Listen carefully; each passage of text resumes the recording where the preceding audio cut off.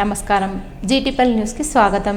రాష్ట్ర ప్రభుత్వ ఆదేశాలకు అనుగుణంగా ఏప్రిల్ 1వ తేదీ నుంచి మన ఇసుక వాహనం ద్వారా నిర్మాణ పనులకు ఇసుక సరఫరా అవుతుందని కలెక్టర్ గరిమా అగ్రవాల్ వెల్లడించారు. మన ఇసుక వాహనం ఆన్లైన్ విధానం, ఇసుక సరఫరా తదితర అంశాలపై జిల్లా స్థాయి సాండ్ కమిటీ సమావేశాన్ని జిల్లా సమీకృత కార్యాలయాల సముదాయంలో గురువారం కలెక్టర్ గరిమా అగ్రవాల్, ఎస్పీ మహేష్ బిగితే, అదనపు కలెక్టర్ గడ్డం నాగేష్తో కలిసి నిర్వహించారు. ఈ సందర్భంగా కలెక్టర్ గరిమా అగ్రవాల్ మాట్లాడుతూ రాష్ట్ర ప్రభుత్వ ఆదేశాలకు అనుగుణంగా వచ్చే నెల 1వ తేదీ నుంచి మన ఇసుక వాహనం ద్వారా ఇసుక సరఫరా చేయాలని సూచించారు. జిల్లా కమిటీ ఆమోదించిన ఇసుక రీచ్ల నుంచే ఇసుక తరలించాలని తెలిపారు. ఇందిరమ్మ ఇండ్ల నిర్మాణాలకు ఇసుక ఇబ్బందులు రావద్దని స్పష్టం చేశారు. ఈ మేరకు ఏర్పాట్లు చేయాలని ఆదేశించారు. మండల, డివిజన్, జిల్లా స్థాయి టాస్క్ ఫోర్స్ టీంలు ఏర్పాటు చేయాలని, ఆయా ఇసుక రీచ్లను రెవెన్యూ, పోలీస్ అధికారులు తనిఖీ చేయాలని సూచించారు. ఇసుక అక్రమ తవ్వకాలు రవాణా చేస్తే కఠిన చర్యలు తీసుకుంటామని హెచ్చరించారు. జిల్లాలోని ఇటుక బట్టీలు నిబంధనలకు అనుగుణంగా అనుమతులు తీసుకోవాలని కలెక్టర్ స్పష్టం చేశారు. సమావేశంలో జిల్లా మైనింగ్ అధికారి క్రాంతికుమార్, డిఎస్పీ నాగేంద్రచారి, జిల్లా రవాణా శాఖ అధికారి లక్ష్మణ్ కుమార్, కలెక్టరేట్ పర్యవేక్షకులు ప్రవీణ్, నీటిపారుదల, భూగర్భ జల అధికారులు, తహసీల్దార్లు, ఎస్హెచ్ఓలు తదితరులు పాల్గొన్నారు. కేంద్ర హోంశాఖ సహాయ మంత్రి బండి సంజయ్ కుమార్ గాయకుడు అవతారమెత్తాడు. రాష్ట్రీయ స్వయం సేవక్ సంఘ్ స్థాపించి 100 వసంతాలు పూర్తయిన నేపథ్యంలో ఆర్ఎస్ఎస్ గీతాలను ఆలపించారు. బండి సంజయ్ రాష్ట్రీయ స్వయం సేవక్ సంఘ్లో పనిచేశారు. జాతీయవాదం, హిందుత్వ సిద్ధాంతాలను పూర్తిగా పుణికిపుచ్చుకున్న బండి సంజయ్ ఆర్ఎస్ఎస్ సిద్ధాంతాలను సామాన్య ప్రజల్లోకి విస్తృతంగా తీసుకెళ్లాలనే లక్ష్యంతో ఆ గీతాలను ఆలపించారు. బండి సంజయ్ పాడిన ఆర్ఎస్ఎస్ గీతాలకు సంబంధించిన ప్రోమో విడుదలైంది. సోషల్ మీడియాలో బండి సంజయ్ గీతాలాపన ప్రోమో హల్చల్ చేస్తుంది. శ్రీరామనవమి సందర్భంగా కరీంనగర్లో బండి సంజయ్ పాడిన పాటలను అధికారికంగా విడుదల చేయనున్నారు. మందు నిలచిన స్వయం సేవకులం మనం, మాతృమూర్తి పదాల ముందర మోకరిల్లిన యువకులం, సాధనా పదమందు నిలచిన స్వయం సేవకులం మనం. వేములవాడ రాజన్న క్షేత్రంలో జరిగే సీతారాముల కళ్యాణోత్సవంతో పాటు జిల్లా వ్యాప్తంగా పలు ఆలయాల్లో నిర్వహించే శ్రీరామనవమి ఉత్సవాల సందర్భంగా 300 మంది పోలీస్ సిబ్బందితో పటిష్ట బందోబస్తు ఏర్పాటు చేసినట్లు జిల్లా ఎస్పీ మహేష్ తెలిపారు. ఈ సందర్భంగా జిల్లా పోలీస్ కార్యాలయంలో పోలీస్ అధికారులతో సమీక్షా సమావేశం నిర్వహించి రాములవారి కళ్యాణం సందర్భంగా వేములవాడ రాజన్న క్షేత్రానికి భారీగా వచ్చే భక్తులకు ఎలాంటి అసౌకర్యాలు కలగకుండా ముందస్తు జాగ్రత్తలు తీసుకోవాలని పోలీస్ అధికారులు, సిబ్బంది అందరూ తమకు కేటాయించిన విధులను బాధ్యతగా నిర్వర్తించాలని, ఇన్ఛార్జ్ అధికారులు తమ క్రింది సిబ్బందిని ఎప్పటికప్పుడు అప్రమత్తం చేస్తూ ఎలాంటి అవాంఛనీయ సంఘటనలు చోటు చేసుకోకుండా చర్యలు చేపట్టాలని ఆదేశించారు. ముఖ్యంగా ట్రాఫిక్ నియంత్రణపై ప్రత్యేక దృష్టి సారించి ఇబ్బందులు తలెత్తకుండా పకడ్బందీ ప్రణాళికతో ముందుకు వెళ్లాలని ఎస్పీ సూచించారు. ఈ నెల 28వ తేదీ శనివారం నిర్వహించబడనున్న జాతీయ మెగా లోక్ అదాలత్ సందర్భంగా కోర్టు విధులు నిర్వహించే కానిస్టేబుళ్లు మరియు ఇతర సిబ్బందితో సమన్వయం చేసుకుంటూ రాజీ పడదగిన కేసులను గుర్తించాలని సూచించారు. అలాగే సంబంధిత కక్షిదారులకు కౌన్సిలింగ్ నిర్వహించి పరస్పర అవగాహనతో సమస్యలను పరిష్కరించుకునేలా ప్రోత్సహిస్తూ రాజీ కుదిరే విధంగా చైతన్యం కల్పించాలని పేర్కొన్నారు. వేములవాడలోని శ్రీ రాజరాజేశ్వర స్వామి దేవస్థానంలో నిర్వహిస్తున్న శ్రీ సీతారాముల కళ్యాణోత్సవంలో భాగంగా 8వ రోజు పూజా కార్యక్రమాలు భక్తి శ్రద్ధలతో వైభవంగా నిర్వహించబడ్డాయి. ఈ సందర్భంగా శ్రీ సీతారామచంద్ర స్వామి వారికి పంచోపనిషత్ విధానంలో అభిషేకం నిర్వహించారు. అనంతరం శ్రీ సీతారామచంద్ర స్వామివారికి ప్రత్యేక పూజలు నిర్వహించారు. అలాగే ఆరుద్ర నక్షత్రాన్ని పురస్కరించుకొని శ్రీ రాజరాజేశ్వర స్వామివారికి మహాన్యాసపూర్వక ఏకాదశ రుద్రాభిషేకం నిర్వహించి పరివార దేవతలకు ప్రత్యేక అర్చనలు ఘనంగా జరిపారు. శ్రీ సీతారామచంద్ర స్వామివారి నవరోత్సవాల్లో భాగంగా యాగశాలలో పుణ్యాహవాచనం, మూలమంత్ర హోమం, స్వామివారి పరివార దేవతల హోమాలు నిర్వహించారు. అనంతరం యాగశాల ప్రవేశం చేసి అగ్ని ప్రతిష్ఠ కార్యక్రమాన్ని శాస్త్రోక్తంగా నిర్వహించారు. ఈ కార్యక్రమానికి కన్యాదాతలుగా మరింగంటి విజయసారథి, కర్ణ దంపతులు పాల్గొన్నారు. వేద పండితులు ఈ పూజా కార్యక్రమాలను ఆచార్యులుగా నిర్వహించారు. శ్రీ రామ నవరాత్రి సందర్భంగా ఆలయ అర్చకులు రామాయణ పారాయణం, శ్రీరామ గీత, ఆధ్యాత్మిక రామాయణ పారాయణాలను భక్తి శ్రద్ధలతో నిర్వహించారు. సాయంత్రం శంకర మఠంలో రామాయణ ప్రవచనం నిర్వహించనున్నట్లు దేవస్థాన అధికారులు తెలిపారు. రాజన్న ఆలయం అభివృద్ధిలో భాగంగా నిర్వహిస్తున్న ధార్మిక కార్యక్రమాలను ఆలయ అర్చకులు, వేద పండితులు ఏకాంతంగా శాస్త్రోక్తంగా ఎలాంటి లోటు లేకుండా నిర్వహిస్తున్నట్లు దేవస్థాన అధికారులు తెలియజేశారు.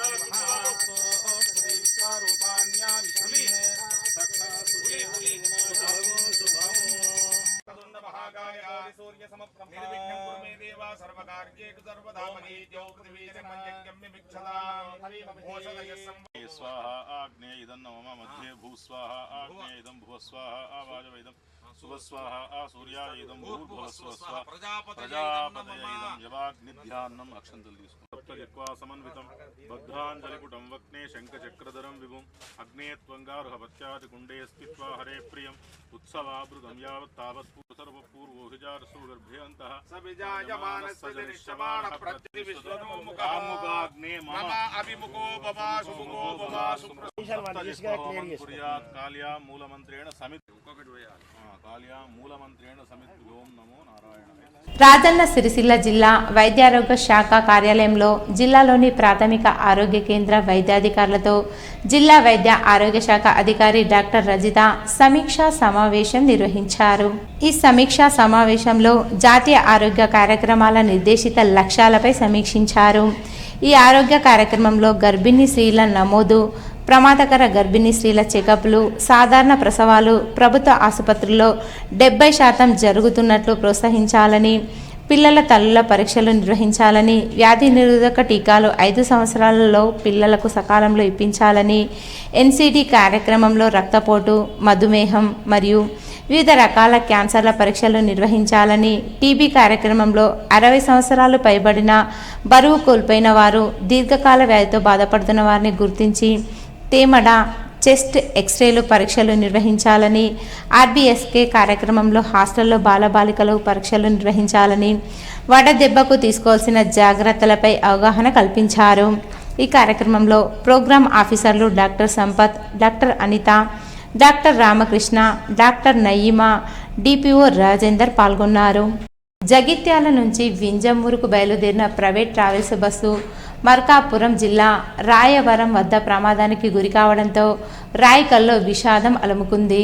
జగిత్యాల కొరుట్ల నుంచి బస్సులో ప్రయాణించిన 8 మందిలో 2 ప్రాణాలు కోల్పోయారు, 6 గాయపడ్డారు. Harikrishna private travels bus Jagtial నుంచి నిన్న సాయంత్రం వింజమూరుకు బయలుదేరింది.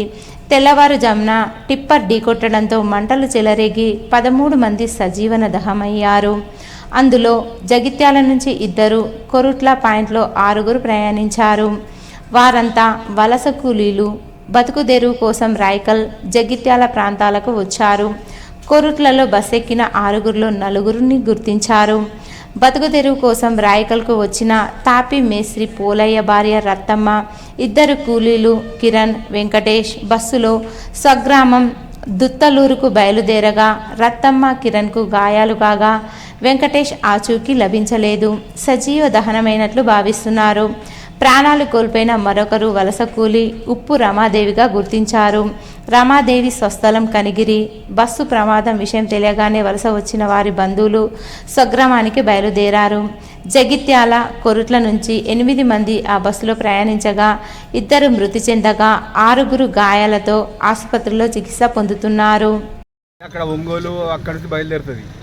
అది మన హైదరాబాదు, రామాయంపేట, నిజామాబాద్ నుంచి బస్సు అటు పోతుంది. మన హరికృష్ణ బస్సు నిర్మల్ పోయి ఆదిలాబాద్ పోయి నిర్మల్ నుంచి ఇక్కడ ఇట్లా ఆర్మూరు, జగిత్యాల, జగిత్యాలలో మన భారత్ పెట్రోల్ పంప్ ఉన్నది, ఇది మన ధరలు అవుతారా, అక్కడ ఆల్టింగ్, అక్కడ పొద్దున వస్తారు, మధ్యాహ్నం దాకా సాయంత్రం దాకా ఉంటారు డ్రైవర్ కండక్టర్లు, అక్కడ ఇక వంట చేసుకుంటారు, తింటారు.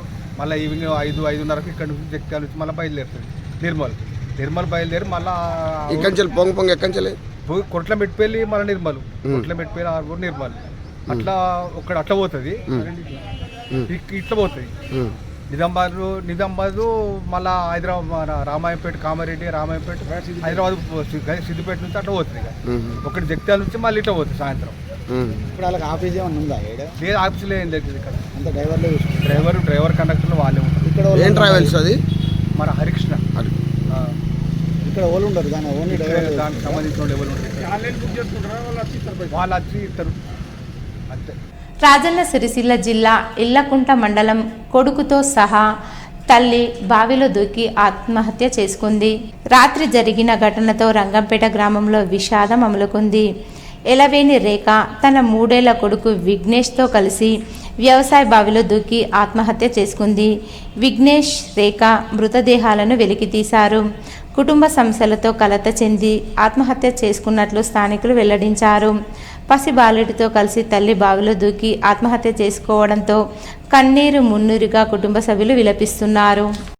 ఇరాన్పై అమెరికా, ఇజ్రాయెల్ యుద్ధం ఆపాలని, ప్రపంచ శాంతి కోసం భారత ప్రభుత్వం ఇతర దేశాలతో కలిసి కృషి చేయాలని, మోడీ వైఫల్యం వల్లే గ్యాస్, పెట్రోల్, డీజిల్ కొరత ఏర్పడి భారత ప్రజలు నానా ఇబ్బందులు ఎదుర్కొంటున్నారని సిపిఎం రాష్ట్ర కార్యదర్శి వర్గ సభ్యులు ఎండి అబ్బాస్ అన్నారు. యుద్ధం వద్దు, శాంతి ముద్దు, గ్యాస్, పెట్రోల్, డీజిల్ కొరతను అరికట్టాలని కోరుతూ సిరిసిల్ల అంబేద్కర్ చౌరస్తా సిపిఎం ఆధ్వర్యంలో ఆందోళన చేపట్టారు. నెహ్రూ నగర్ ఆర్ఎంపీ భవన్లో సిపిఎం జిల్లా స్థాయి విస్తృత సమావేశం ఆ పార్టీ కార్యదర్శి వర్గ సభ్యులు తెంగమంటి ఎల్లారెడ్డి అధ్యక్షతన నిర్వహించారు. 29న చార్మినార్ వద్ద నుండి ఎగ్జిబిషన్ గ్రౌండ్ వరకు శాంతి ర్యాలీ నిర్వహించాలని లౌకిక, ప్రజాస్వామ్య, వామపక్ష రాజకీయ పార్టీలు, సంస్థలు నిర్ణయించారు. ఈ ర్యాలీ విజయవంతం కోసం హైదరాబాద్ ఉర్దూగర్లో ఆల్ పార్టీల సమావేశం మాజీ ఎంపీ అజీజ్ పాషా అధ్యక్షతన జరిగింది. ముఖ్య అతిథిగా హాజరైన సిపిఎం రాష్ట్ర కార్యవర్గ సభ్యులు ఎండి అబ్బాస్ మాట్లాడుతూ అమెరికా, ఇజ్రాయెల్ దేశాలు అంతర్జాతీయ న్యాయ సూత్రాలకు విరుద్ధంగా కనీసం మానవతా విలువలు పాటించకుండా దాడి చేయడాన్ని ప్రపంచమంతా ముక్త కంఠంతో ఖండించాలని అన్నారు. ఇరాన్ అంతర్జాతీయ అణు ఒప్పందానికి అనుగుణంగా విద్యుత్ ప్రయోజనాలకే అణు కార్యక్రమం చేపడతామని ప్రకటించిందన్నారు. సంబంధించినటువంటి సోషల్ మీడియా దాంట్లో ఉండేటువంటి వాళ్ళు ఇరాన్కు మద్దతుగా మాట్లాడుతుంది, ఇరాన్కు పోవాలని చెప్పేసి బెదిరింపులు, అలాంటి మాటలు. అంటే ఎవడైనా ఒక మనిషికి అన్యాయం జరుగుతుంటే, ఎక్కడైనా ఒక దేశానికి అన్యాయం జరిగితే వాళ్ళకి అన్యాయం జరిగిందని చెప్పేసి అంటే ఆడితే పోవాలన్నారు. మరి నిన్న మోడీ అక్కడ అన్ని ఇరుక్కపోయినాయి అని మోడీ ఇరాన్ అధ్యక్షుడితో ఫోన్లో మాట్లాడారు. మరి ఇప్పుడు బీజేపీ, ఆర్ఎస్ఎస్ వాళ్ళని అడుగుతా ఉన్నాం, ఇప్పుడు మోడీ మాట్లాడాడు, మీ మోడీ మీరందరూ కూడా బీజేపీ, ఆర్ఎస్ఎస్ వాళ్ళందరూ బిస్తర్ చదువుకొని ఇరాన్కి వెళ్ళిపోతారా? చెప్పండి. మరి అంటే ఒక దేశానికి అన్యాయం జరిగితే, ఒక దేశంలో మానవత్వం పైన దాడి జరుగుతూ ఉంటే, ఒక దేశంలో మనుషులను అన్యాయంగా చంపుతూ ఉంటే దాని గురించి మాట్లాడితే అక్కడికే పోవాలని చెప్పేసి అంటారు. మోడీ వెళ్తాడు ఇజ్రాయెల్, పోయి ఇజ్రాయెల్ అధ్యక్షుడిని కావలించుకొని ఇజ్రాయెల్ మా ఫాదర్ ల్యాండ్ అంటాడు. నేను చెప్తా ఉన్నాం, ఆర్ఎస్ఎస్, బీజేపీ వాళ్ళకి ఇజ్రాయెల్ ఫాదర్ ల్యాండ్ కావచ్చు, కానీ మాకు కమ్యూనిస్టులకి భారతదేశమే ఫాదర్ ల్యాండ్, మదర్ ల్యాండ్, కర్మభూమి అన్నీ ఇదే. ఈ దేశభక్తిలో మమ్మల్ని మించినోడు ఎవడు లేడు, ఖబర్దార్ అని చెప్పి చెప్పదలుచుకున్నాం. గృహ నిర్మాణ శాఖ ఆధ్వర్యంలో రాజన్న సిరిసిల్ల జిల్లాలో మోడల్ హౌజ్లను నూతన సాంకేతిక పరిజ్ఞానంతో నిర్మించారు. ఇందిరమ్మ మోడల్ హౌజ్లు ఎండాకాలంలో చల్లగాను, చలికాలంలో వెచ్చగా ఉండేలా సాంకేతికతను ఉపయోగించారు. స్లాబ్ నిర్మాణంలో ఫిల్లర్ రూఫింగ్ విధానాన్ని వినియోగించారు. ఇందులో సాధారణ ఇళ్లతో పోలిస్తే స్లాబ్ నిర్మాణంలో 40% ఖర్చు ఆదా అవుతుంది. కాంక్రీట్, ఐరన్ తక్కువగా ఉపయోగిస్తారు. స్లాబ్ చూడడానికి ఎంతో అందంగా కనిపిస్తుంది. గృహ నిర్మాణ శాఖ ఆధ్వర్యంలో 5 లక్షలతోనే ఇంటి నిర్మాణాన్ని పూర్తి చేశారు. నాణ్యతతో కూడిన ఇలాంటి లోటుపాట్లు లేకుండా పకడ్బందీగా పూర్తి చేశారు.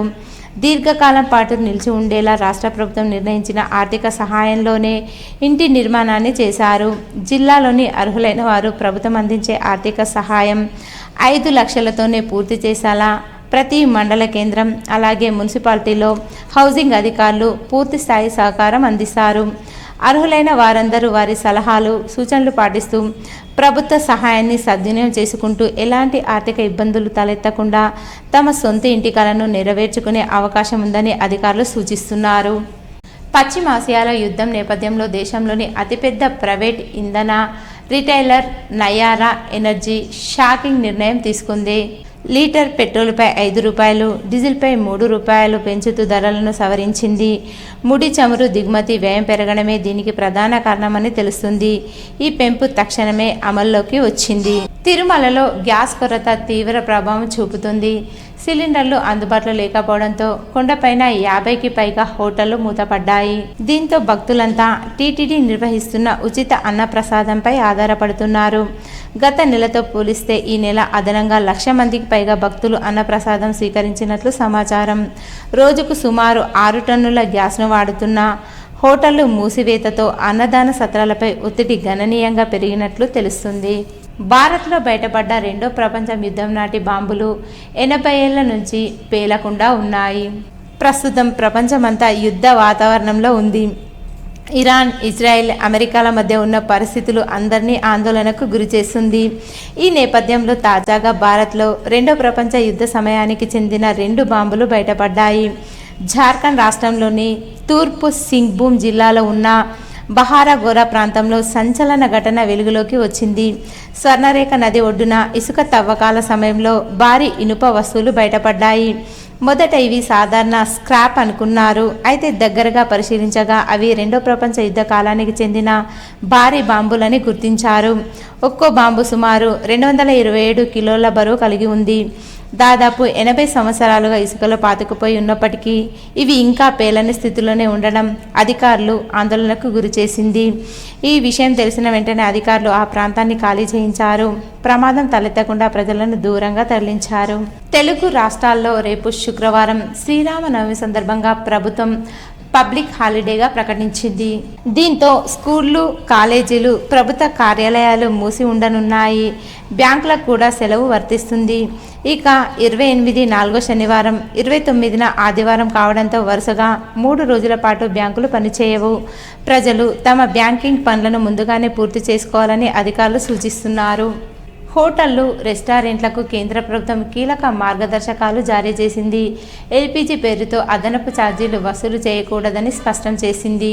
గ్యాస్ కొరతను చూపిస్తూ అదనపు సేవల ఛార్జీ వసూలు చేస్తే చర్యలు తీసుకుంటామని కేంద్ర వినియోగదారుల పరిరక్షణ అథారిటీ హెచ్చరించింది. దేశవ్యాప్తంగా ఎల్పీజీ గ్యాస్ కొరత పేరుతో కొన్ని హోటళ్లు, రెస్టారెంట్లు అదనపు ఛార్జీలు వసూలు చేస్తున్నట్లు వార్తలు వచ్చాయి.